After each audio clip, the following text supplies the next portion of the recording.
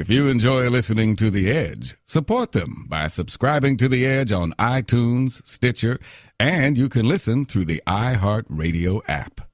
Get busy listening. You're listening to The Edge with Mark Thompson. Hi, it is Mark. It has been too long. I'm recording this introduction from my kitchen, so you'll forgive whatever background sound there is, but the episode itself was recorded at the iHeart Studios just a short time ago. I want to let you know that there are other episodes coming. I have a great conversation with Tom Hartman and with Mark Bittman and with a scholar and author on white nationalism and Islamic terrorism. Really a pretty good menu of subject matter still to come. Today, it is three pals and also three people who've had really interesting careers in the world of broadcast news. Kelly Lange, John Beard, and Fritz Coleman. Kelly and John were anchors in Los Angeles for many years through the heyday of TV news, and they talk about how their worlds as high-profile news personalities sloshed over into that world of celebrity. So you'll hear Bob Hope talked about, you'll hear Johnny Carson talked about, Orson Welles, Tom Brokaw.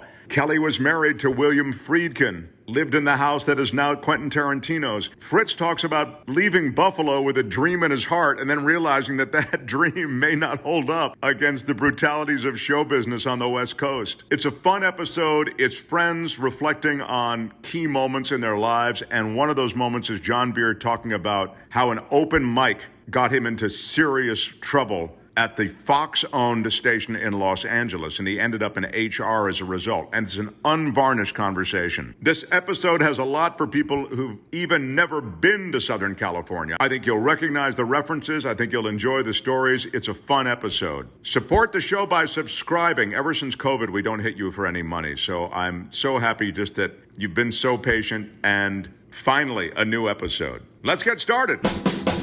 This is The Edge. The advantage it means. They let guy just spit on me for no reason. That's horrible. Is there some comfort in uncertainty, do you think? You're a degenerate. Because Australian Shepherds need action. Wow. Yeah. This is The Edge. That's a self-loathing term that I use. Oh, got it.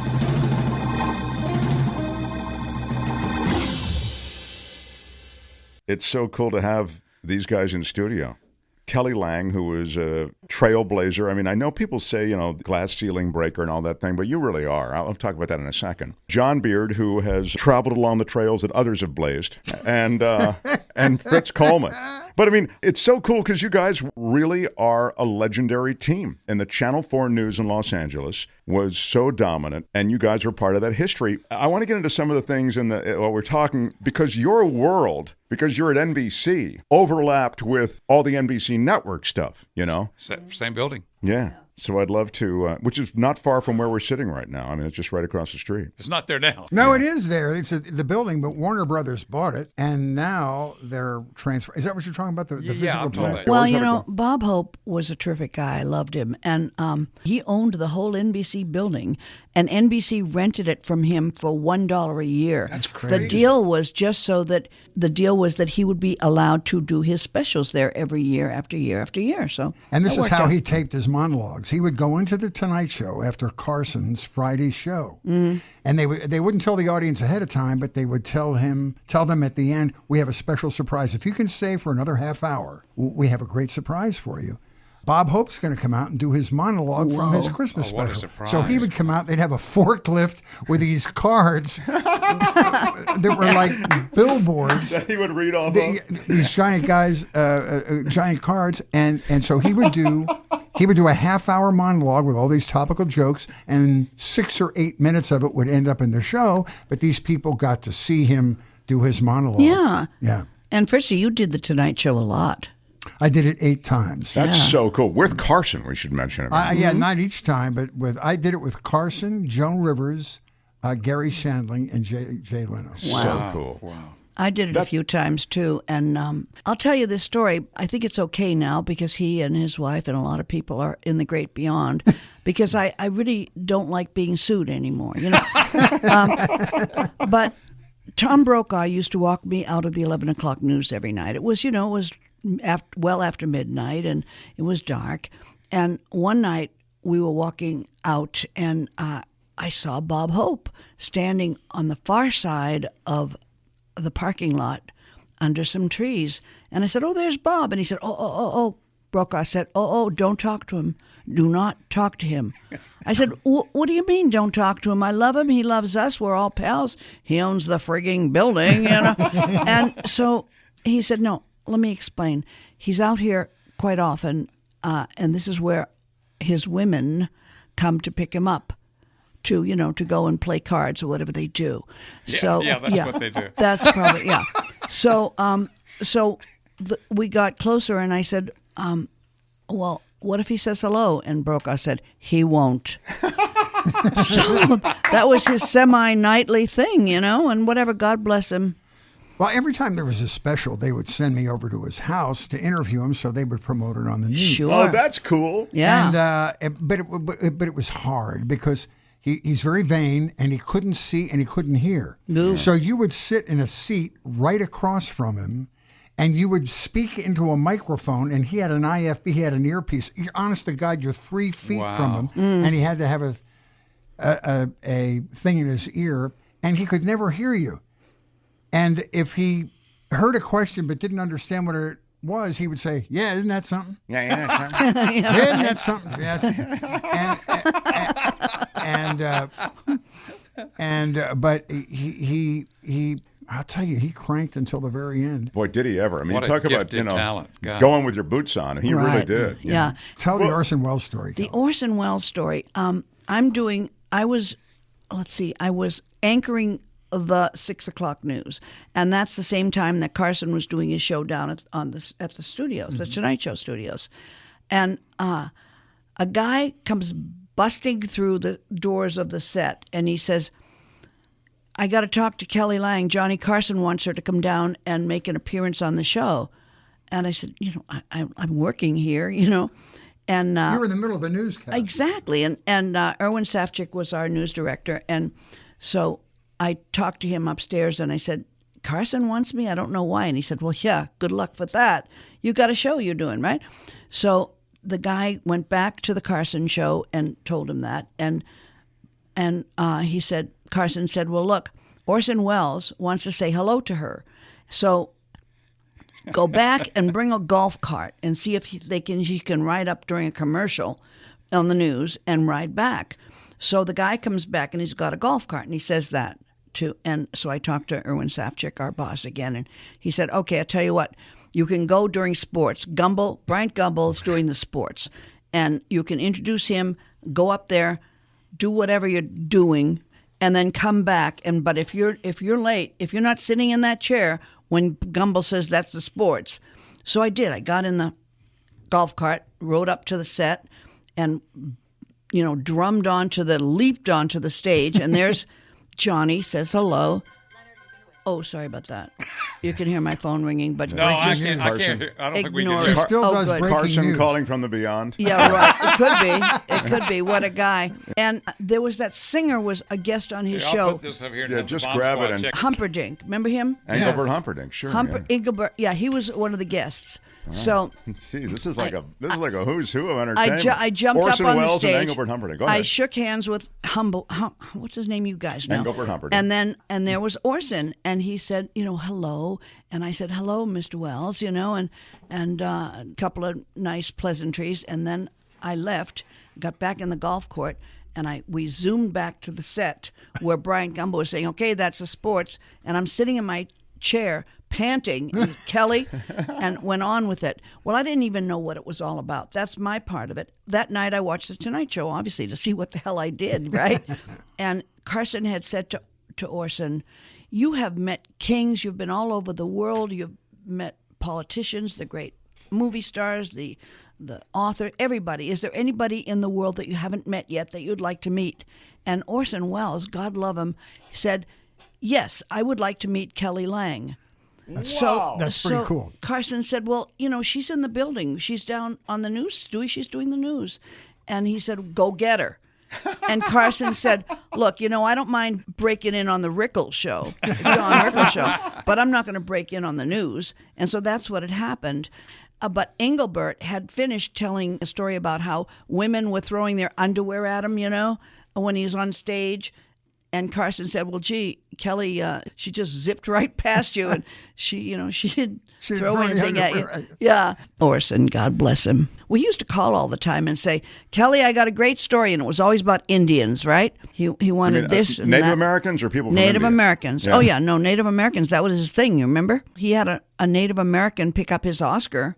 No, that was Marlon Brando. Brando, yeah. Oh, my God. Brando. That's okay. It's still a good story. Was it Brando who wanted to meet you, or was it Orson Welles? No, it was Orson Welles, yeah, but I did know Brando. Brando used to call all the time. Yeah. Now, Mark was always a huge fan of Orson Welles because, those guys who sound like Mark and Orson Welles, they're in this tiny little club. Yeah. They got that. Mark has that great voice. There's some great YouTube outtakes of him dressing somebody down. Best. Yeah, because he was not only a guy who sounded great and who acted well, and of course in his younger days was dashingly handsome, and of course he was an amazing mind and writer and director.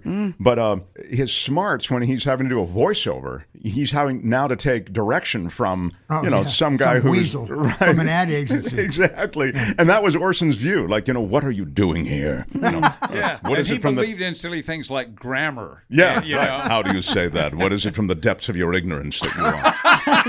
He would say stuff like that. So that's what made those sessions so good. But you guys are all, as I say, award-winning journalists. I mean, I know you went to Lebanon and you brought back. You won all, Fritz. You won all the awards you could win from your my platform. Narrow focus. Yeah, That's exactly. True. But JB, in addition to all this work you were doing, you also were very high profile. You were, really this dashingly handsome guy with that Southern thing, very funny on the air. What the hell you mean you were? Yeah. Well, I'm right here, for God's sake. No, but I meant when you were at Channel 4 is what I meant. See. Okay. That's where it all started. Okay. Yeah. But talk about Lebanon. You brought home a baby. Were you the father, by the way? No. I know that. No, this was before the internet and it was before video streaming. So this was after the barracks had blown up by a terrorist bomb in Beirut and killed dozens and dozens of U.S. Marines who were over there on a peacekeeping mission. So I decided and the holidays were coming up. This is a few months later.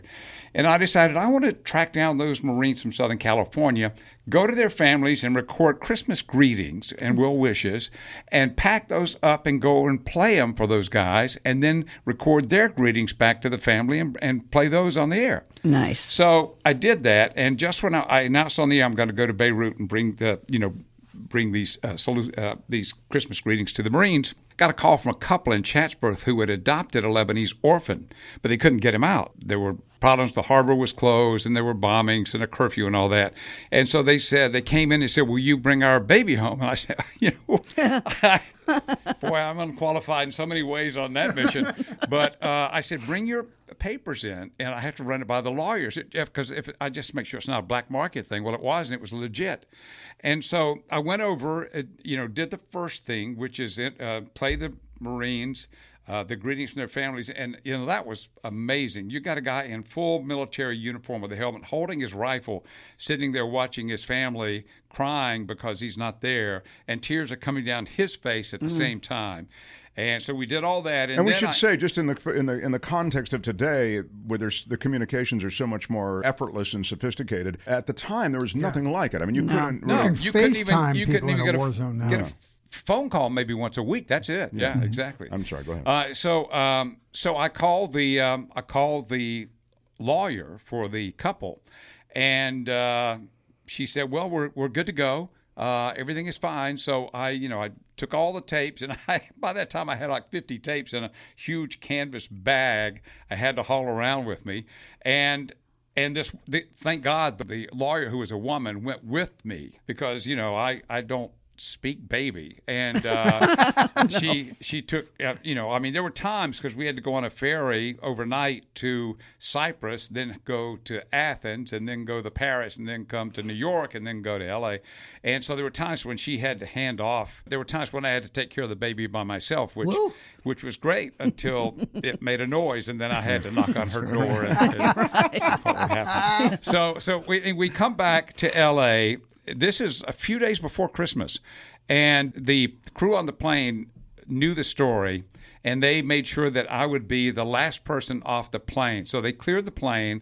The family, the couple, and all their other relatives are standing out there. And I walk off the plane with this little infant who's just weeks old and say, Merry Christmas, I believe this belongs to you. Wow. And then everybody's crying. That was an amazing Oh, yeah. story. And Amazing. so it was a sweet story. And that was I mean, you know, that was an award-winning story. It was my first Oscar. I'm sorry, my first Emmy. Yeah, sorry. The Oscar, they didn't want me to go public with. It was that, yeah. We'll cut that out. Right. He wouldn't have had an Indian accept his Oscar. He would have shown He it would have gone Oh, right. that's Yeah, right. kid. in his right. rented tux and been proud of it. The same chino pants that he always wears. Yeah, the khakis he wore and the the blazer. same pants, and you know what? He's got the same ones on now. It's a He uniform. It's a He uniform. does like the khakis with the blue sports jacket. Always, yeah. He wore Okay, the well, same let me pants, just say this different about that. jackets. Every anchor in the country, those vain son of a guns, they have a whole closet full of like suits Oh, yeah. and all these incredible sport coats and pants. And I had 3 pairs of khakis and 4 navy blazers and a ton of blue and white button-down shirts and about 30 ties, and that's it. Yeah, and you can- You could save your money for wagering. My Yeah, that's right. lifetime expenditure on clothes for on air was probably about $1,200. But see, but what he That's had a to great go brag. with all those clothes was his great looking. And look at him. You are so gorgeous, No, he is John dashing. Beard. And by the way, he's single. God, Yeah. so is Fritz. Wow. Yeah. Boy, there's a bargain. we'll go as a twofer to reduce your cost. Have you ever dated the same woman? I don't. No. Not to my I knowledge. am way out of his league. I'm like Farm Club compared Are to you that guy. kidding? Fritz Coleman, every woman in town wants No. It Fritz. is true. And No. they, John has an honor roll that is incomparable. Well, John has wait just a minute. You know, Fritz is. Before stealth technology was, adapted by the military, Fritz was fully on board with it. No, it if is you, true. Yeah. Yeah. if you could feed him truth serum and get him to tell you the truth, it would be shocking. Totally agree. You and I and Mark all go back to Buffalo. Mark and I were in radio in Buffalo, and you were in TV. And I would go out with him at night. It was like surfing on a tsunami. It was drafting on a 747 turbulence because I would just go out and honestly, I didn't have to say anything. I would just watch women pay attention to him. And if there was any woman that showed the slightest disinterest, I'd say, well, you know, I'm over here. but Well, what Fritz is talking about, Kelly, is an absolute real phenomenon. I yeah. honestly had forgotten it until Fritz just mentioned that. The hottest club in Buffalo, which sounds like, Yeah. Buffalo. No. It was hot. Rick James, the singer Rick James, used to go Sure. there. Yeah. And this club was white hot. What was it called? Mulligan's. Matello's? It was Mulligan's, Mulligan's. yeah. So we go into Mulligan's, and John would come in. And when John would come in, and the only other person I heard them do this for was Rick James. They would announce from the DJ booth, "Ladies and gentlemen, please welcome from Channel 4 News, John Beard." All right, so true. John, The anchorman of funk. So so it's true. When I'd go in there, and sometimes we go in as a threesome or whatever. You know, we were a little troop of people who would travel together. But John was definitely the dude who would bring in the gravitational force of romance. the- Was all the- John. We were just part of his posse. Well, the great thing about that club was, it was in Buffalo, which is, a decent-sized town, but it's not like L.A. There's usually one place where everybody goes, all the pros, everybody goes, and Wednesday night at this town in Mulligan's was the night, and it didn't get started till midnight. And in Buffalo, it was 4 the a.m. bars closed at 4 a.m. Right. So we would do the late news, and we'd get there around midnight, and it was just, it was cranking by the time we got Well, there. it's O.J. took Simpson years. was a big Buffalo Yeah, Bills That's guy. what I He was was going to there. say. You know, during the whole O.J. Simpson trial, I kept reflecting on that. He was bigger than the mayor of the town when they had the electric company. Oh, yeah. Oh, yeah. Reggie, what's his name? Reggie McKenzie. Reggie McKenzie. And those guys were the biggest personalities in town. So during that whole trial, I kept thinking about Buffalo's going to go through a 10-year depression when this is over. No, it's true. I mean, the athletes, especially because of the size of the town, as John says, the athletes were, the Demigods. the be-all Oh, and and end-all. OJ Yeah. was so charming. He used to be around the station a lot, because he'd do a lot of interviews. He was always on a movie doing something. And he'd always, hi, how are you, Kelly? Hi, Fritz. Hi, JB. The thing about Beard is, and people, they don't do it much anymore. John who? No, but people would always ask me what kind of a person is Beard off the air. He's funny and amusing. I said, what you see on television is exactly what he is in real life. He's the most real person, there's nothing manufactured about his personality. No, at it's all. true. That geniality, that way, it's that Carolina thing. Southern it's charm. just, Southern charm. Gentleman, yeah. Yeah. And when look at you, Fritz Coleman. Yeah, look at me, You Coleman. are so gorgeous. That's true. I'm telling you, he is so beautiful. He's a tall, beautiful man. I've always Kelly. been in love with you, and you know that. yeah. And I have a lot of friends, right? And so many women over many, many years have asked me, can you hook me up with Fritz? And I always say, Yeah, thanks for coming in with a 15 years late. That's right. no, This is an odd I time to always double say- back. I always say, no, I'm sorry, I can't. I'm not done with him yet. Yeah. Perfect. Oh, that's nice. And I always say, look, I don't know if you're in physical health to deal with the sex machine that Fritz Coleman is. All right, well, Well, there's Fritz that. is a runner, and he's got probably, and great, a biker. yeah, he's probably got great sustainability in He's got all an areas. incredible All right. body. Anyway, so the point is, we get it. Kelly, you love Fritz. I get it. Okay. Now, so Kelly, you yourself, though, Yes. I want to say you hosted the Tomorrow Show and Yes. also maybe the Today Show at times, or you were certainly. In other Anchored words, the nightly news. anchored the nightly. I mean, you really, your world really was much, much larger than Channel 4. Absolutely. Well, the thing of it was, there weren't that many women then doing this, and so I got called to do everything. I filled in on the Today Show for Jane Pauley every time she went on vacation. It was in my deal, my contract.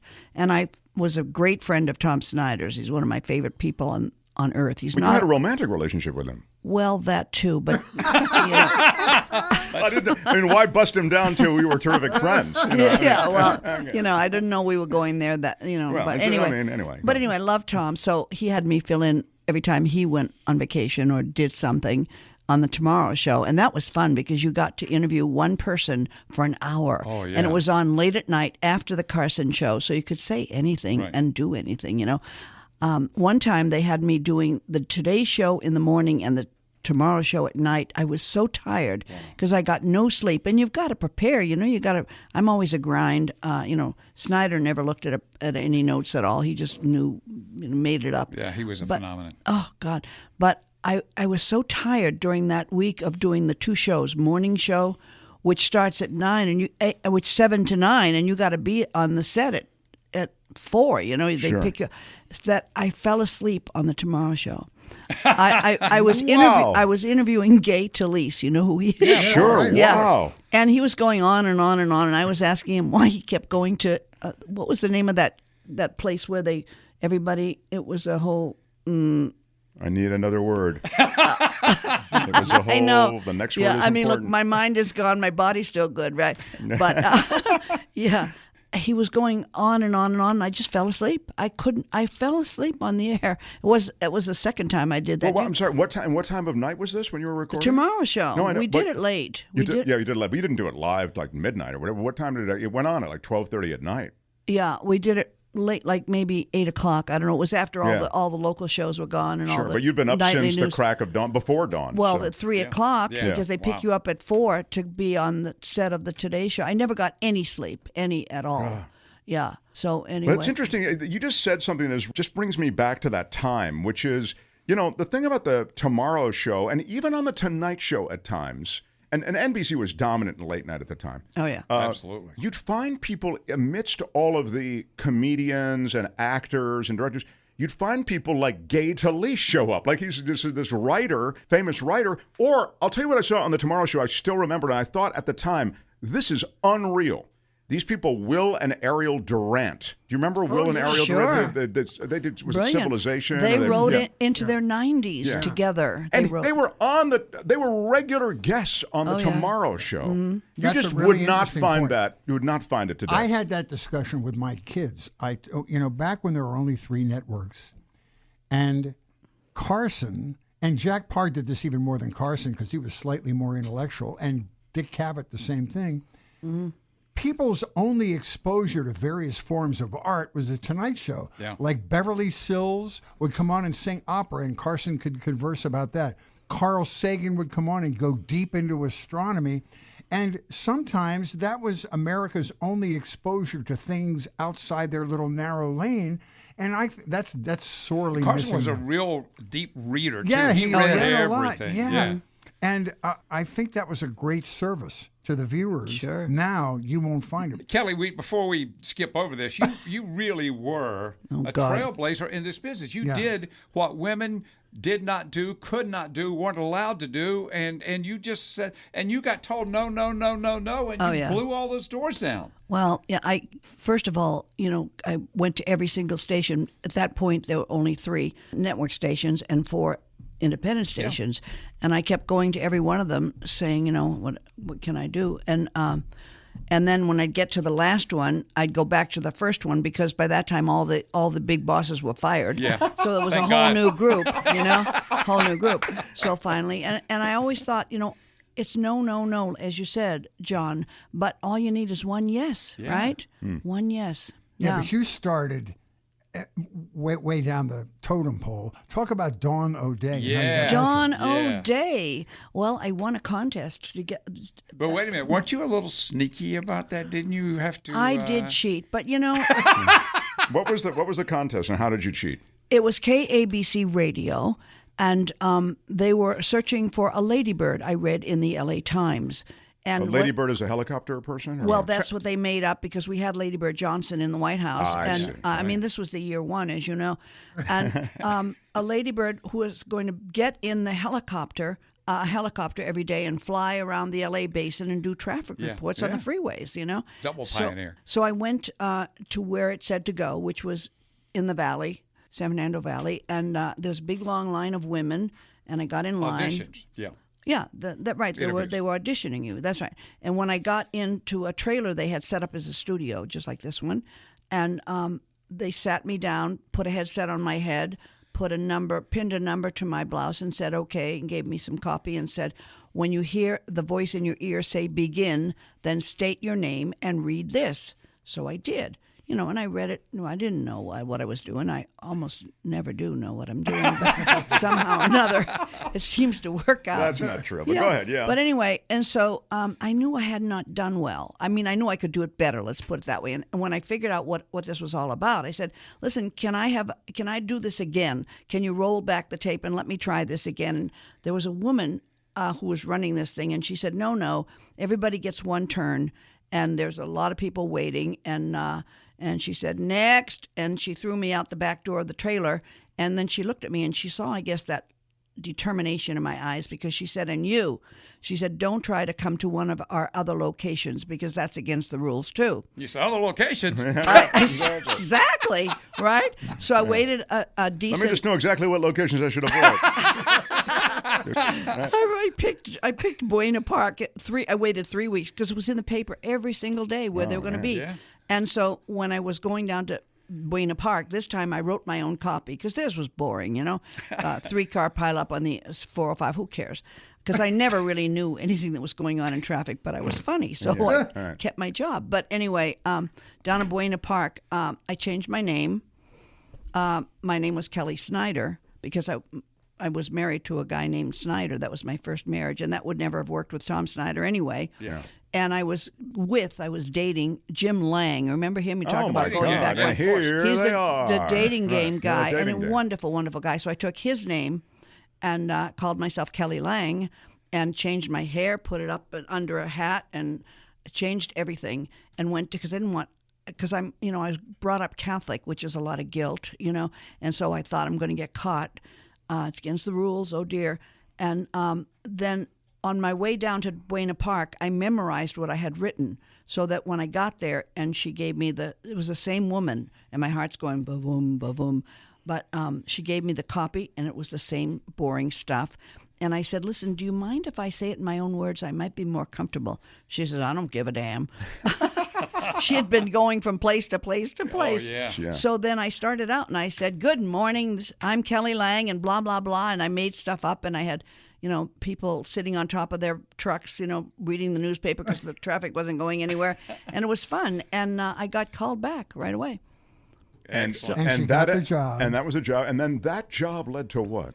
That job led to me going around to all the stations to see if I could get from radio into television. That seemed to me the next best. But wait a minute, you skipped the part. You What? became the morning helicopter reporter for KBC, and they named you Dawn O'Day. Oh, that, yeah. And the woman in the evening was called Eve O'Day. I know. John And O'Day. she had to wear like a silver lame jumpsuit with boots, like silver the Jetsons. boots, a stretch jumpsuit that, That's what you wore. That's what I wore, and you couldn't breathe. You couldn't, it was like the women in your audience that are as old as me. I don't think any of them are alive anymore, but they'll know what I'm talking about when I say it was like a Playtex girdle. Let's put that up on the monitor, Mark. Let's show that to the audience. It was this is like was it Jane Fonda was in Barbarella? Yeah, exactly. Yeah, Exactly. Exactly. And then they had a contest to name the ladybird, and the one who won named me Dawn O'Day, as you said, Fritz. I mean, Dawn O'Day sounds like a stripper, right? So that was my job. But when you put the Eve O'Day on the other one, it is kind of clever. I mean, I hate to say it, well, but it was all clever. Clever in a contrived way. But, hey, that's morning radio, you know. Yeah. But back then, now it would be too cheesy. But back then, it was kind of clever. Well, I'm sorry. You know. And looking back, you really do feel a tremendous amount of guilt by tricking them, don't you? Oh yeah, every day I say, "Gee, exactly." That's what it took to survive back in. Well, no, those I days. also would say this: sometimes it takes a push to be led to the right decision, and that was the right decision to have you do it. So because look at the track record. Then you went on to television. The television thing, the first station was what? First station I went over, and of course was KABC because I met the news director there, and so he said, "Okay, I'll send you out on a story." They didn't have any women. Nobody wanted any women then, right? That's just wild. So he said, I pestered him enough that he said, "All right, I'm going to send you out on a story." He said, "I'm going to send you to Elysian Fields, which is in the valley, in Topanga Canyon," and he said, "And it's a nudist camp." And you can't don't bring me back any shots of nude people because I can't put them on the air. So I thought, well, how the hell do you do that, But anyway, that was, And then that didn't work out. Put that on the monitor, too. What do you mean that didn't work out? Well, because nobody wanted a woman, really. They didn't see. really, Mark. They didn't want a woman. They had. Did you have to wear the outfit? That No, everybody, no. okay. I could no, but we were wearing hot pants then. Remember them? Yeah, but I mean, you didn't have to dress like the people at Elysian Fields. Undress, you mean? Undress, yeah. No. But were there women? Was there a female anchor? No, not. It was a male there anchor. Weren't any. Of course, I went to every station, as I told you, over and over and over again. After that, KBC, and for instance, at KCBS, the CBS local station, the guy listened. He said, "Oh, I hear you in the morning, and you're fun, and you're funny, and you're great." But he said, "I'm sorry, we have our girl." Oh my and God. they had Ruth Ashton. Tokenism. Ruth Ashton Taylor was a reporter who was great, by the way. Yeah, she was great, nice right? But they didn't. That was a token exactly. Yeah. Wow, that's so. Brutal. I mean, brutal. they all had a black person and a girl, and so it wasn't easy. But finally, I got hired it. But at Channel 4. At Channel 4. Because I think of Channel 4 and you. I mean, you to me are Channel 4. God bless you, Mark. No, it's true. I mean, it's true. Like that. Even when you just were talking about KABC, I thought, oh, that's interesting because I always just associate you with NBC. So, and then you watch the rapid change, right? Now all of a sudden, other women are getting into it. Other ethnicities are getting into it. Right. Yeah. Which is great. But it's hard because people get fired in the TV news business faster than just about any job in America, because it's hard to be smarter than the people you work for. So, oh come on. But Kelly, in addition to being completely talented and attractive, also learned how to play the game and stay ahead of the game. Because when I went there, every time I would sign a new contract at KNBC, somehow, mysteriously, Kelly had a copy of my contract before I did. So she knew what everybody was making, what the terms were. And I mean, if you're there as long as Kelly was, I mean, she was, as we say, she was one of the. She's mobbed up. I had friends. Yeah. Right. Look. John, you don't play a lot of the schmooze. No, you're not good in the. You don't play the politics. I've not been good at that. Sometimes you talk really pretty nastily to management and kind of make demands. No, not really. No, not when they're in the room.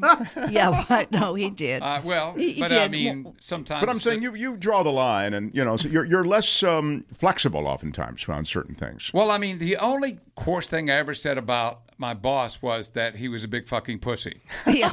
Well, there you go. And he took that personally. No, but that's not how it happened. No, it's you not. took out the humor in your comment to the guy. It doesn't sound humorous now, But you were having a conversation, and you guys were disagreeing on some news content. That story is no. legendary. You were disagreeing about what to lead the newscast He with. walked away, and you said, "What a bunch of..." No, and well, you know, hang on a second. And then he walked away and came back and said, "Wait a minute, did you?" No, that's not how it happened. Not quite happened, but that's close. It's the general area, but tell it, John. It was an argument about content where with the biggest terror bombing since 9/11 had happened that day. It was overseas, but it was still historic. That was our lead. Well, we had the baseball playoffs on, and the producer, executive producer, who I never got along with because she had the worst news judgment. She had changed it at the last minute to lead with the baseball game. Well, the news director, who was a good guy, was in New York. I knew he was asleep. So I called the general manager home, which I'd never done, just to say, look, I hate to do this, but some 15 minutes till the show, she wants to lead with the baseball game, and you got this huge terror bombing, and everybody who's interested in baseball has just seen. They know everything that happened in baseball. Mm-hmm. If you really want me to go out there and say, look, the biggest terror bombing since 9/11 just happened. But hey, how about that game? Let's take a look at some of the highlights. You're telling people we're not in the news business anymore. Mm-hmm. And you devalue me and you devalue the station. And he said, well, yeah, I see what you're saying, but I think we're going to go with her. And so I hang up. Now I'm in a room by myself, and he's at home. And I said what I said by myself, but I had on my wireless microphone, and the executive producer who didn't like you anyway. She found out what I said, and she made sure that word got to him. So that's how it happened. No, but then, the second part of the story is what Fritz is talking about, which is then he calls you up to his office. No. No, well, what is the part where you said, I actually didn't say that? What I said was... No, that's exactly what I said, but I didn't say it to him. I didn't say it to anybody. No, but you were in a conversation with HR or somebody and said, no. Later on. Okay, later on. No, this is the best part. No, this is on a Friday night. night. Yeah. Can't even tell his own stories, Fritz. No, this is on a Friday night, and so I go in but Monday, he's still gorgeous. And my boss is back from New York, and he says, look, you need to run to HR. She's filed a complaint. And I said, what? Could she... The executive producer. Yeah, well, she possibly filed a complaint against. She said, you went outside the chain of command and called the general manager. I said, you're kidding me. He said, no, I said, I don't even know where HR is. He said, well, go on up there and take the union guy with me, Tony. So I said, I'm walking up there, and so I said, Tony, I've never been to one of these things. What do I do? He said, just don't say anything. I said, well, that's have we met? Yeah, right. That's probably not going to happen. So I go up there, and she says, has filed this complaint against you about you going outside, overruling her authority with the news content. And I said, before we go any further, let me just say this. In my entire career, I've only tried to get one person fired in 40 years. And that was I tried to get her fired with the news director, the general manager, head of the Fox stations, and everybody else who had anything to do with this building. So for her to have the misconception of me having any faith in her judgment is a myth. And I don't know why I'm here. And she's a sweet little old lady. Yeah, very nice. And she's got little granny glasses on. And she looks down. She says, now, after you talked to the general manager, did you say he was a big, and she looks down, pussy? And I said, in the interest of accuracy, I believe I say it was a big fucking pussy.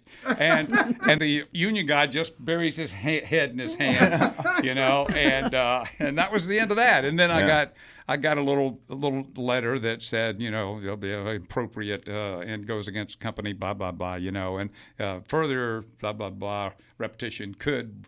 Blah blah blah, and my buddy at the time, Steve Herron, I showed him the letter. He said, "You know what you should do? You should put that over your door, and it'll be like when Notre Dame goes out and slaps the the whatever they do. Right. You put that up there before you go up Everybody to the show. touches just it. go up and high five That's that little great. note. So anyway, that's how that happened. Did you in your exit interview or in subsequent conversations with the general manager who you had called that name, but you didn't call him to his face? You just kind of remarked on it. What happened? Was it ever referenced again? Yes, it was. Goes on. That day, exactly after I left HR, I went up to his office and said, look, I want to apologize for what happened. Even though I didn't say it to you, it was in the heat of the moment, and it was about what I believe in most fervently, and that's content and professionalism. I shouldn't have said it. I did say it. I apologize. I just want to say it face to face. And that was it. Oh, that's cool, actually. And he didn't fire me for 3 months after that. Yeah. I don't know if that was the thing that did it, but I don't know either. But, I mean, they were downsizing, and I was a big ticket, and they I saved them some money. Well, it was always a struggle. Fritz did things without an agent. I mean, he's one of my heroes because you used to just say, because we fought. Well, I've found out if you don't have an agent and you walk in there on your hands and knees, they just acquiesce very quickly. Well, it is true, though, that the amount of money at some point, particularly as the business was evolving, was it was a line item, and you weren't going to get a whole ton more. That's exactly what I said. I said, especially when it became more corporate, there was a ceiling to how much they were going to pay anybody in any delineation. This is how much we're going to pay a weatherman, nothing over that. This is how much we're going to pay a sports guy. So you're blowing smoke up somebody's butt, having your agent take them out to lunch and take your general manager out to lunch, and he has to listen to this nonsense for a half hour. So I happen to benefit from the idea that my general manager hated my agent, and the mere fact that I saved him an endless lunch with this guy was enough to get me what I wanted out of the deal. And as long as you're relatively humble and don't bang him over the head, you're going to get what you want. It saved me a lot of time and a lot of heartache. Yeah, but they knew what they had with you, and they would come to you before you were up and say, "Can you stay?" They asked you to stay longer than you wanted to stay. No, that's true. I should retire 25. Well, Mark and I were at the same station, the same one where I had that great unpleasantness, and his deal was up, and I said, "Look, if you want, this is unbelievable. I will represent you. Yeah. I will represent you in your negotiations because I've been down this road before." And I said, "Look, I will either get you the best deal you've ever had. I'll get you blown right the fuck out of here." Well, John's in that kind. That's what I was talking about. He's very aggressive. He's kind of like, "Hey, they don't realize what they've got here in you, man. You got to go in there and you got to demand some things. Yeah, he's willing you're to always help. waiting on them to recognize you. You got to go in there and you just got to take charge." Well, that's what happened to me. I had an agent, and I'm not going to mention his name, who also represented NFL players, and he was used to speaking in that tax bracket. Oh, yeah. So he said, I got this new quarterback that just went into Jacksonville, and he's brand new. And I'm going in for $2 million, and they haven't said no. So I'm going to do that with you with Rohrbeck. I'm going to walk in there and ask for $2 million. I said, I'm going to fire your ass in 30 seconds. They're going to throw me out of a 4th-story window if you go in there and ask for that much money. It's ridiculous. It's weird how, and we can move on for this, but it's weird how they will be offended almost, but sort of like in the scenario that Fritz just laid out by maybe the amount of money you ask for or something like that, or maybe it's something that happened in John's case. But then when they have to replace you, they actually put together a compensation package that is well in excess of the one that they would have had to pay you. Oh, I know. And that's what happened in John's case. John left this station, and then to get the guy to replace him, they had to give him sick amounts of money and all kinds of other deals where they employ his family, and then they run quarterly specials from him. These are things that, you would have been better off just, swallowing hard and giving Beard a big check, Anyway. Well, speaking of that $2 million, I had lunch 2 days ago with Don Corsini. No, not Don Severino. Corsini. John Severino, that's who right. was head of ABC, and we all worked for him. And those were the great days when Severino was running. Yeah, I did a morning show for him. But anyway, tell John Beard the story about when your great agent, Richard Liebner, when Severino came to him and said, "I'd love to get John Beard over here." Every 3 or 4 years my deal was up. And tell everybody Richard Liebner represent Diane Sawyer, Dan Rather, all the people on 60 Minutes. Yeah. He was there. So go ahead. He would call and he'd say, "Look, Beard's up." And he said, "Well, I want to have lunch with him. I mean, we'll sit down and we'll talk." So we have a lunch, we have a couple of drinks and everything. And so the next day, Richard calls me and I said, "Hey, what did you talk to him?" He said, "Yeah." He said, "I got to tell you, I love Beard. I love him. What's it going to take me to get him over here?" And he said, "About $2 million." He said, "I don't love him that fucking much." We had that same conversation every 3 years. Yeah, that's very funny. That really is. Yeah, at some point there's a ceiling, but everybody was making a lot of money then. Hey, Kelly, you did a lot of stuff. You also, I feel as though that enabled all these other things. I mean, your visibility and your profile, and maybe the proximity to NBC and cross-pollinating with all those people. You did all these other things. You hosted these other shows. You lived in this home. You sold it to Quentin Tarantino or something. Is that right? Oh, it was a great house. I built it on Mulholland Drive, 7515. In case any of you want to go and bang on Quentin Tarantino's door. Yeah, I loved it. It was a great house. Yeah, that was a special house. I mean, I've never been there, but well, I've the heard airline you talk pilots, when I was flying around, that's when I was flying around, and they used to use it as a guide point. They'd say, we're 60 knots southwest of Kelly's house, Kelly Lange's house. Yeah, it was a great house. I never should have sold it. I couldn't afford it now. Yeah. I remember we had one of those freak snowstorms when the snow level came down really, really low, and we said, the snow level is down, to the level of, Beverly Hills, the hills above Beverly Hills. And I said, it even snowed a little bit at Kelly Lange's house, which means it's down about the $2.5 million level. Oh, boy. Did you say that? That's very funny. Those were the there was days. a looseness on the air. It was really great. Yeah. It was really great. You married...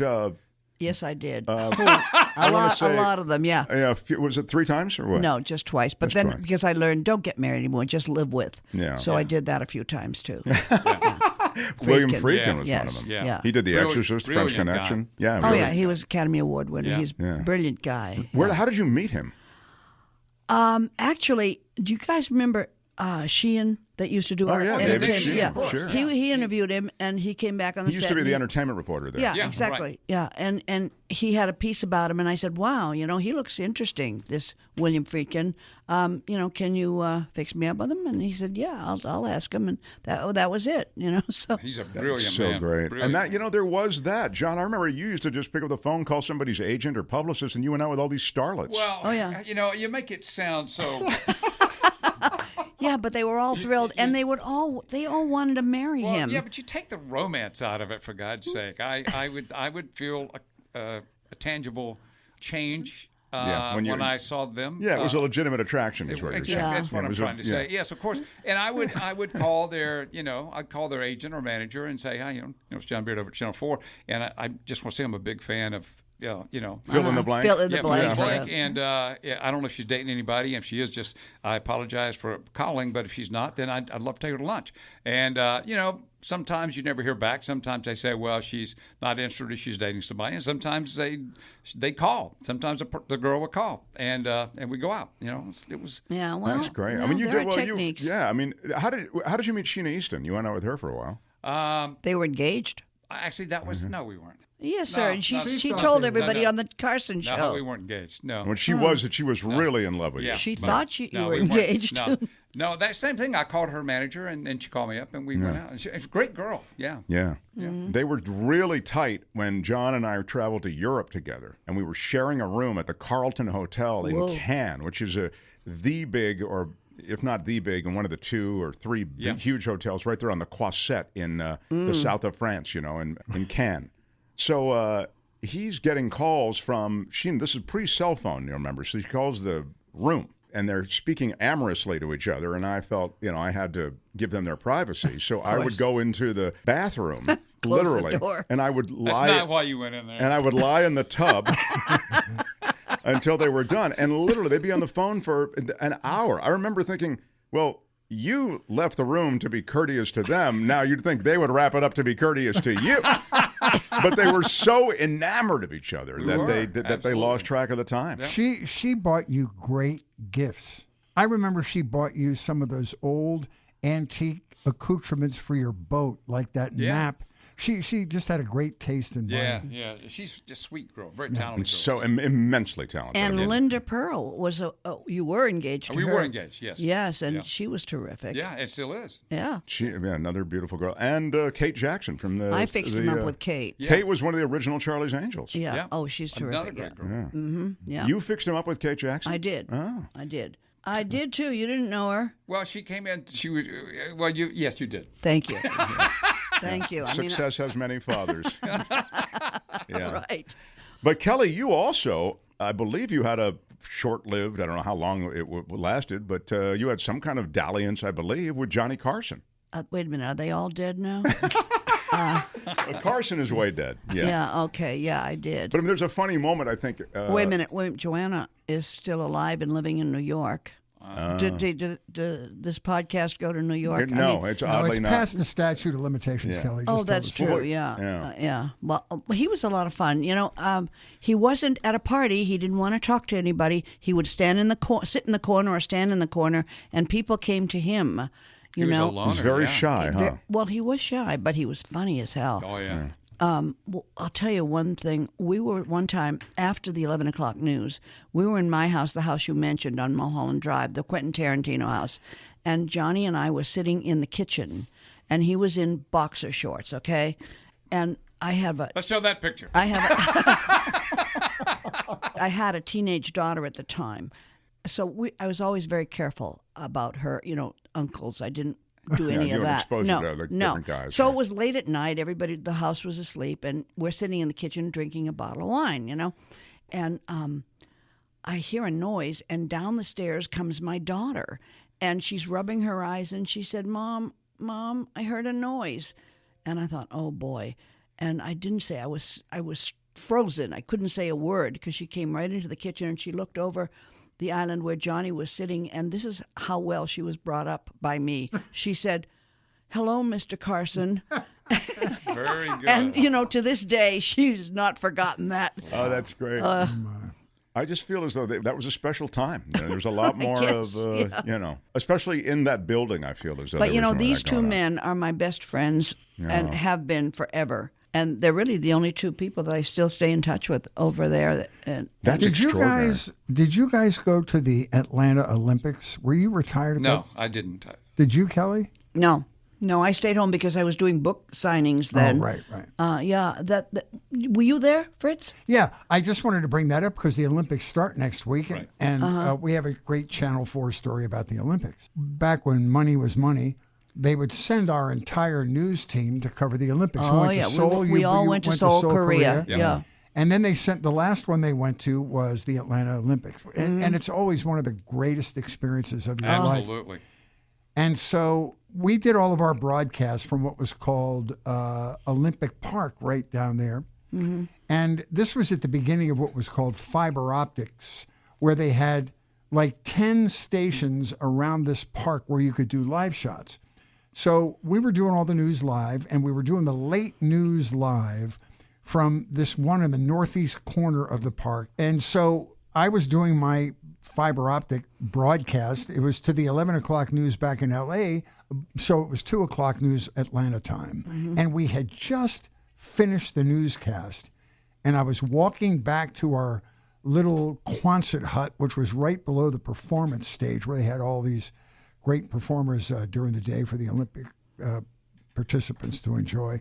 And as I'm walking back to the Quonset hut, the bomb goes off at the Olympic venue, right where I had just done the live shot, right under a bus bench. The backpack with a nail bomb went off literally 3 minutes after I had finished that broadcast. And wow. I still have post-traumatic stress from that. No lie. Sure. I mean, just thinking about it. And then we were using live camera people down there, and our cameraman was the only person that caught the video from that. But they wouldn't allow cars into the perimeter of Olympic Park, so I had to jog back with a videotape from this bomb site back to the broadcast facility, which was 2 miles away. I jogged 2 miles to deliver this tape. It was like the Paul Revere ride in the middle of the night.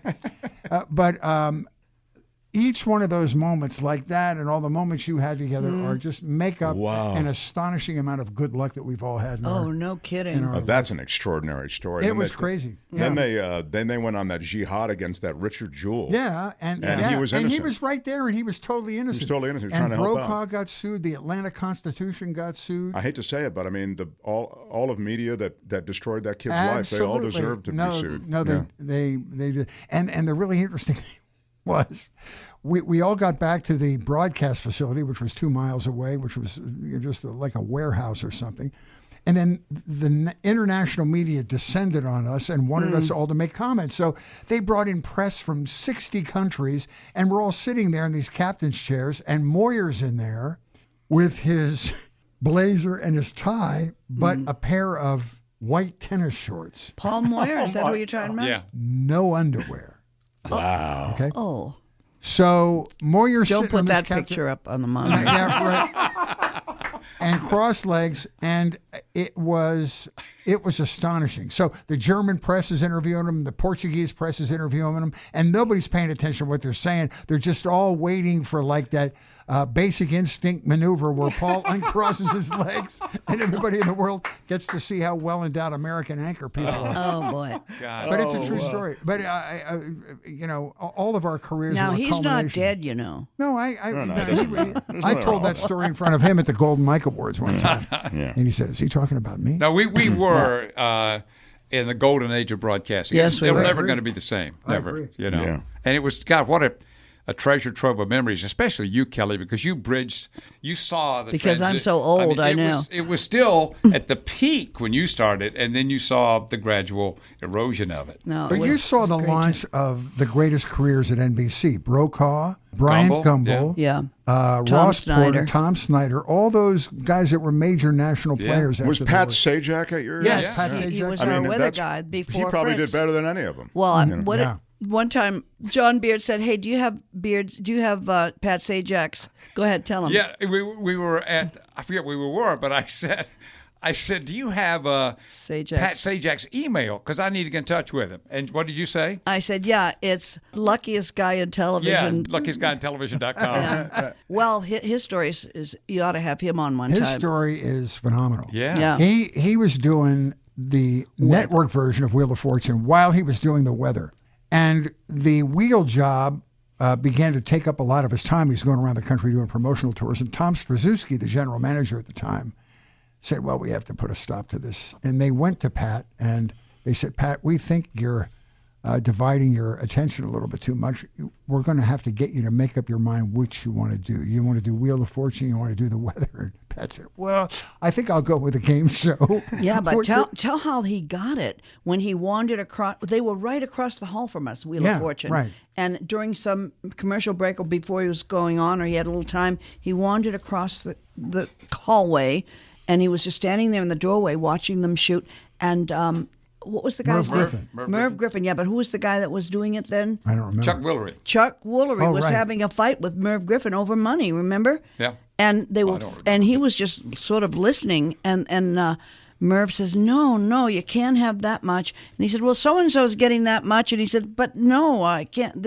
You're getting a great deal of money." And he looks over and he sees Sajak standing in the hallway, just kind of looking, waiting to go on the weather across the hall. And he says, "Hey, Sajak, come over here." Wow. You know, I never heard that story. Oh yes, he said, "Do you think you could do this show?" And Pat said, "I don't know. I guess so."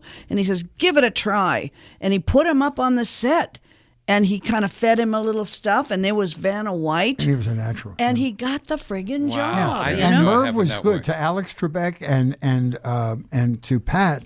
He gave him a piece of each of those shows, and those guys have more money than they could ever spend. Well, you know, one of the sweetest guys I've ever known was the sports guy at KNBC before Fred Rogan took over, Stu Nahan. Just a great, Stu, yeah. great guy. And he and Sajak were tight. And Pat said, I went to Stu and I said, "Look, Merv wants me to do the show, but the boss doesn't want me to leave. And what should I do? Should I stay here or should I take it?" And Stu said, "You'd be crazy to leave this weather job. It's the best job ever. For some tacky game show, you'll be begging for this job back." Yeah. And he said, "Boy, that was the worst piece of advice anybody ever gave me." Yeah, but look what Fritz Coleman has done with. I Yes. did the weather too. We all did the weather, but look what you made of it. Mm-hmm. And now Fritz is doing all of his stand-up stuff and writing shows. And No, it's true. he's We get taking it. You all love around Fritz the Coleman. I get it. Yeah. I'm kidding. Who can help me? No, Could I you- love him could you too. help What can me? I say? I have to turn it down because I do like him. Yeah, well, we wanted to talk to you about that, You know, Mark but and I worked in radio 40 years ago in Buffalo, New York. It's Wow. true. It's I true. was the afternoon guy, and he was the evening He guy. was legit talented, funny. He called himself Jay Fredericks, That's Fredericks right. of Hollywood. Hollywood. He'd come on and say, Fredericks of Hollywood. I'm sorry. I mean, I idolized Fritz Coleman back then because I thought, wow, this guy is just so creative. He's got such a presence. It was like, I have to say this because this was my feeling at the time, like having like an older brother who was an adult that you wanted to be. Someday I'll be like that when I grow up to be. You know, I'm serious because I remember he had like there was a star in the studio, and I want to say it was, who's the Broadway star? She's got super curly hair. She's she was in Sunday in the Park with George. Yeah. She stopped through Buffalo, and she was in on Fritz's show, and I was listening, and he did a conversation with her. Bernadette Peters. She had a hit record. She redid that Etta James record, whatever it was. And you started that interview, and right from the start, it was like, wow, he's an adult talking to an adult. I'm like a fanboy who I'd be in, and it was. Well, yeah, because I'm twice as old as you. That's not true. You're a little older than I am, but you had graduated, I guess is what I'm trying to say, and I was like still in the freshman class. But yeah, we go way back. I love Fritz. We all did well. Yeah. Everybody's in love with very, Fritz, very and John fortunate. too. JB, oh my gosh. Yeah, JB not so much, but no. But you know, the other thing, John, you have this reputation as a swashbuckler, as a guy who goes to Vegas, and you lived a good life. You haven't mentioned my charity works. Yeah, right. I got a pamphlet here. I can't wait to hear this. Some of this stuff down. What was the voicemail you left me? A voicemail. It was the best voicemail I think I've ever received. It was you're going out with Kate Jackson at the time. Yeah. And it was, hey Thompson, it's Beard. Hey man. Here's what's going on. We're getting on the Warner Brothers jet. We're flying to Vegas for the fight on Friday night. Right. Then we're on Saturday. We're getting back on the Warner Brothers jet. We're flying to Kate's place over in Utah, Park City. And then we're going to be flying home on Sunday night. So, what are you doing this weekend?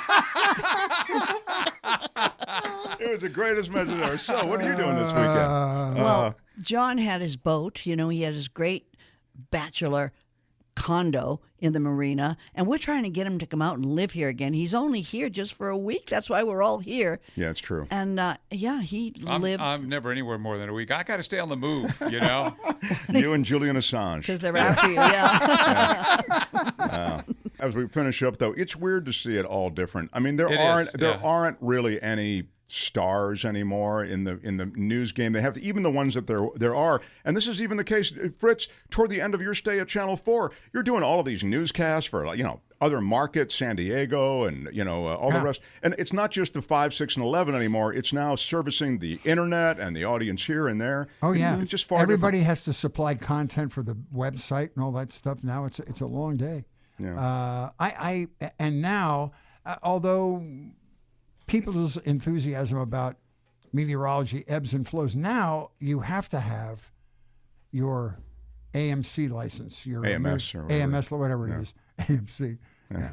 Your TMC. That's right. That's your what I've been AMC doing. licenses, so you can comment on watch classic old movies. movies. Yeah, all right. I've never understood that when you got the entire National Weather Service doing the same thing. It doesn't for make free. sense. No, it doesn't make any sense. No. But it's this thing that they play now, and you couldn't get employed without one now. Is that right? I didn't know that. Yeah, you couldn't get one. It's just a credibility game. It's if you wanted to have the gross domestic product explained that night, and you wanted to talk about Wall Street and inflation, would you go to a PhD economist, or would you go to an economics reporter who can boil it down and communicate a good it? communicator? Yeah, exactly. It's why the AMS seal. I'm sorry. I mean, maybe in some cases it's appropriate, but it's a game.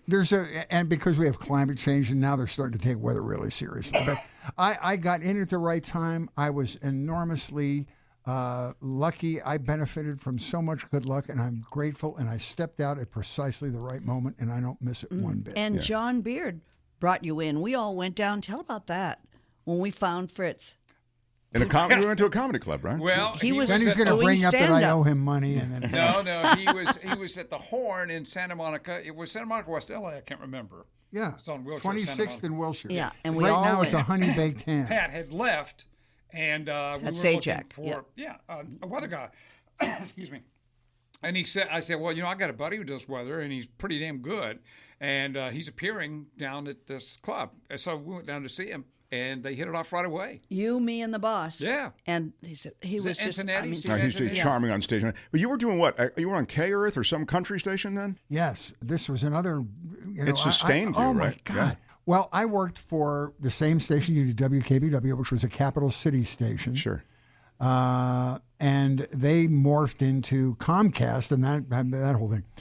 But our boss, Norm Schrott, God rest his soul, he just passed away about a year ago, was the general manager. He gave me a big goodbye, and it was very sad. And if you ever want to come back, you're certainly welcome to do that. So I was out here for like 2 months, and I got a call from Norm Schrott. He said, "You're not going to believe this, but I have just been made the general manager of KZLA in Los Angeles. It's an automated country station. Do you want to do some work?" And I said, yes. It's a regular paycheck. Yeah, I was out doing open mics and making no money. I came out here so grossly unprepared to do stand-up comedy in L.A. It was ridiculous. So I had to do open mics and everything, and I needed work. So they had this country station, and they were changing to automated country. Automated meaning they would play 3 records and you would back sell. And so I said, I can do that. I don't know anything about country, but it wasn't like you had to improvise and talk about your experiences with Garth Brooks or anything like that.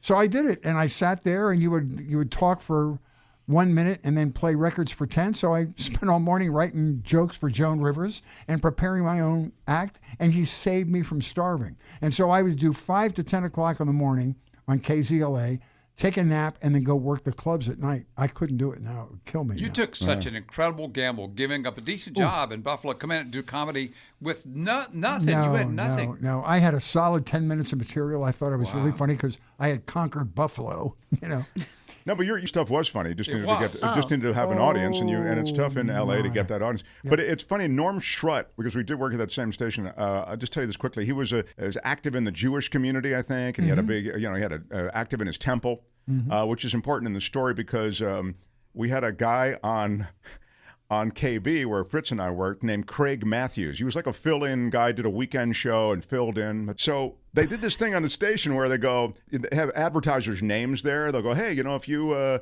see Bobby Rubin today, tell him to have a great day.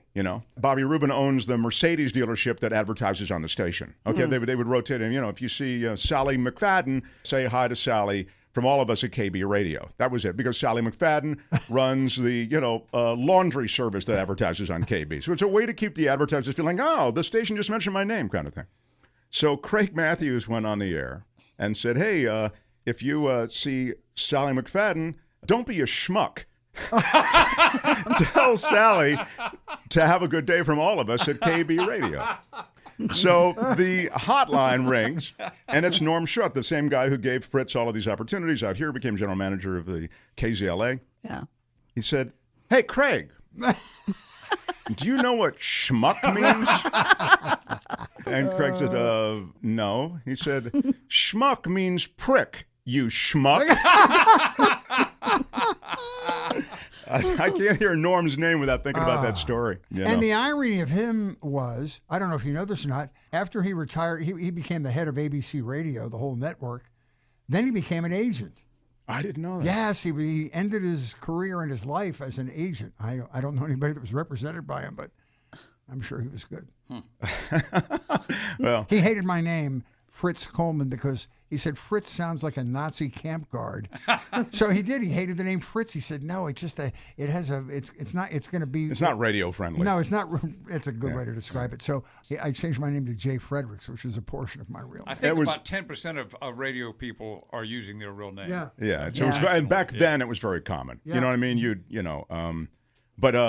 But when he called himself Fredericks of Hollywood, I thought he didn't all the time, but he would occasionally each show call himself this Fredericks of Hollywood on KB Radio. Jay Fredericks, Fritz Coleman would do that. It was always very funny. Before I ever got into radio, into broadcasting, period, I worked at Fredericks of Hollywood for Frederick Mellinger.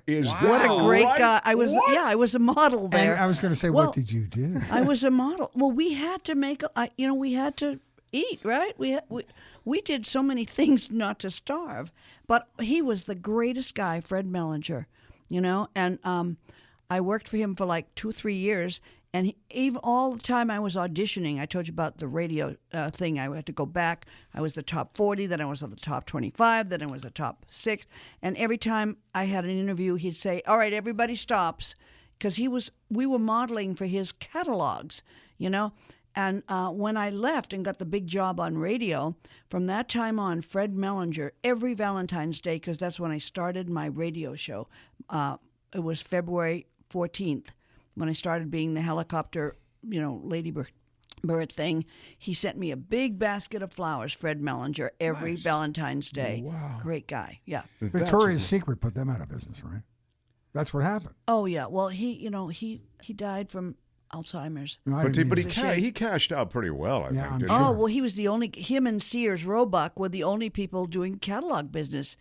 Yeah. And, I You didn't. can't get Craftsman tools, though, at Frederick's Home. Yeah, No, exactly it's right. true, but you can get all kinds of other things, That's true. Let me get, for all you push-up bras, and I still have a picture of me that they were using in the catalog, till probably still are. It's me at the age of whatever, in a push-up bra. I'll show put it that to up you. on the monitor. Yeah, Let's see put that. Well, Yeah. bring that to dinner. For all you dozens of people listening to this podcast, us three guys, Yeah. every time we see Kelly, beg her to write her biography, and she says, "Oh, nobody would be interested." Come on. Yeah, we haven't You'd even. have to do a My two-parter. God. We haven't even scratched the surface. We haven't. It's true. Yeah. I mean, just now, like with the Fredericks of Hollywood, I didn't know that. You never Yeah. mentioned that before. No. I mean, It'd be a 3-volume work. Well, just speaking of writing, and then I want to wrap up. You've really been a prolific writer. I mean, Well, I you, write Kelly Lange. novels. I write Yeah. fiction. That's more fun for me than writing the life I already lived. I'm tired from that. Yeah, but these are published- by Simon & Schuster and Warner Books, and they are mysteries. Yeah. And they're great fun. They're good. And you, what do you do? You, in addition Crazy to sex weaving, in 'em. The sex is incredible. In addition to weaving the yarn, you sometimes will include aspects of your real experience or real life, don't Oh, you? yeah. The latest book is out. Where can people find? It's not out, not yet, but I'm not sure when it'll be out, but it will be out. And it's set in the afterlife. It is a mystery. My heroine was murdered. She's 32 years old, gorgeous. She's got a business. She's a designer. She's got a husband she loves, and she's having a great life. And she's murdered, and she is royally pissed about that. And she keeps complaining to everybody up there who are in charge, St. Peter and this one and that one in her guide. And she said, "This is a big mistake. I'm not supposed to be dead. I'm 32. And her guide said, "They don't make mistakes like that. No, you're supposed to be here." And she said, "Well, Lazarus." And he said, "Okay, once." This kind of thing. So That's fun. And So the you title did- is Yeah. "You're Dead. Get Over It." I like it. You did one it's set in TV news also. Oh, I did a series. One. I Yeah. did 3 of them. Right. The Reporter and Dead File, and 3 of them because the first one I set in the garment district in L.A. The second one, which I gave you, Mark, because your friend loves art. my I darling. set in the art Yep. world. That's right. And the third one I set in the newsroom finally, and they said just keep them all in the newsroom now. So that's what I do. Did you know Jackie Collins? Oh, very, very well. Jackie was did. a good friend of mine. I love her. Yeah. She was wonderful and She was also a fun. prolific writer, as you are. Yeah. And she was on this show, just 2 months before she died. Oh, yeah. She was And she terrific. was She ravishing. I mean, yeah. she was 2 months before she died. She was going through chemotherapy. I don't know what I didn't even No, I know know. she had cancer. She She was stage too 4 young. cancer. And right here where you're sitting, Way too young. She was lovely. Way too young. Just like Joan Rivers, way too young. She wasn't done yet, But she was really good friends by You that time remind with her me- sister, yeah, Joan Collins. yeah, Yeah, right. They had they a were nice- together now. Yeah, and she had a great boyfriend, and she was having a great life. She had a big bang in life for Yeah, but it's called the circle of life, right? I mean, Sure, we're of enjoying it. course. Jackie Collins, we asked her because you have a place in London, you have a place in LA, you have a sure. place in New York. My Yeah. God. So do you fly private because you have just you do lead a very large life? She said, "Oh, darling, please, I don't like to fly private." And we said, "Why would that be?" She said, "Well, if you fly private, you're always flying on someone else's jet, and you're having to talk to them for the entire trip." It was the greatest. I know. It was just like so perfect. I didn't expect it, but yeah, she was lovely. This has been so much fun. I love this. I wish we could. We do this, even without your microphones on. No, it's true. This is we what kinda we I do. love getting Yeah. together with all It's of so you guys. fun. You included, Mark. The 4 of us had dinner. What was it, 2-3 nights ago? Wednesday It night. was so yeah. much the fun. funniest night. I mean, I'm still laughing. People at tables nearby were Oh coming my over. God! We had Some to marvel and some to complain. Well, this was unreal. We had to finish with this book. We're out to dinner, just all the 4 of us, and we're outside. We wanted a place where we could hear each other. There wasn't like a din of activity to the point that we'd be strained to hear each other. But the downside of that is that the conversation is heard by others. And this woman comes over, and she had a couple of cocktails. Was she British or something, Kelly? Do you remember? Yes. And she lived in Pebble Beach, and she was a journalist. And she wanted to be invited. But she only wanted to be there to break the ice with you because she put her hand, she placed her hand on your upper arm there for. I don't remember that. A couple of extra beats. Oh, yeah. And I think she was trying to make a point. I didn't. John Beard had just arrived in L.A. He hadn't been here in a long time, and the four of us are together, and she was going on and on and on. She obviously wanted to talk and to sit with us and the whole thing, and I dismissed her. But first, I said to John Beard, I said, John, remember John? I said, do you want her tonight? I remember you said that. Yeah, and he looked up and he said, no, I don't. And I said, okay. Then I said, excuse me, but, we're having a reunion here, so do you mind if we get back to, I want to... And take Mark with you. But I did have the courtesy to ask you if you wanted you that did. tonight. I appreciate that. Yeah. That's funny, but that's right. And then she kind of glared at Kelly as though to be asked to leave was sort of. But otherwise, she'd still be there. No, of course. I mean, you did in a sense. Had to. Yeah, you did the only thing that could did be what done. I had to do. Yeah. Isn't that what we do? Fritz, you're working on a show, or you've got a podcast. Let's plug it now.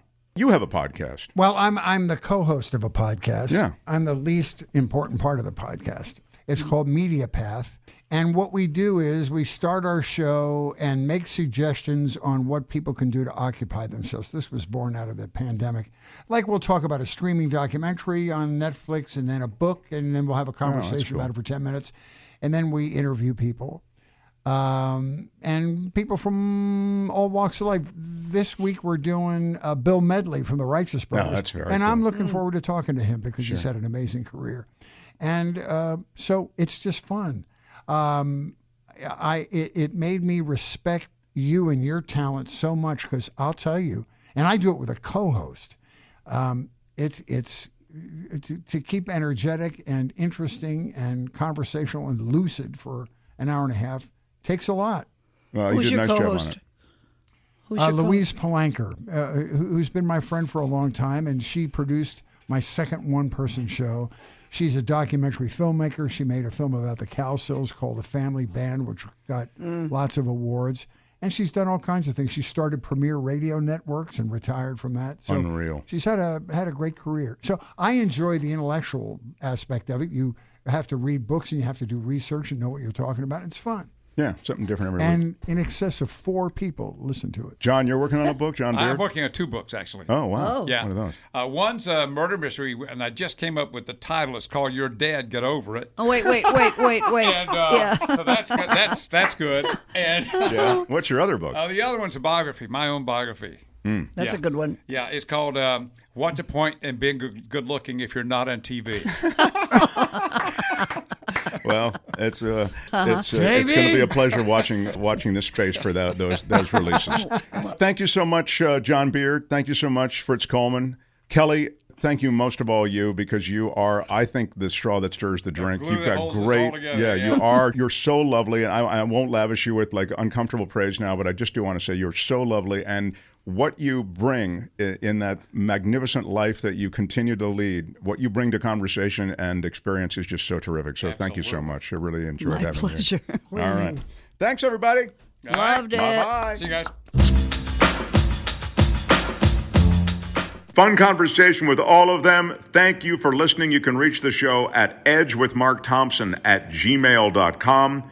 Until next time, bye-bye. I want to thank you for supporting Mark Thompson here on the Edge Radio. Fantastic show with all the jokes and J. Elvis, and all the commentary and the politics and the bullshit. I love it. You can listen to this little pageant on iTunes or Stitcher, or you can just go to the damn website, edge-show.com.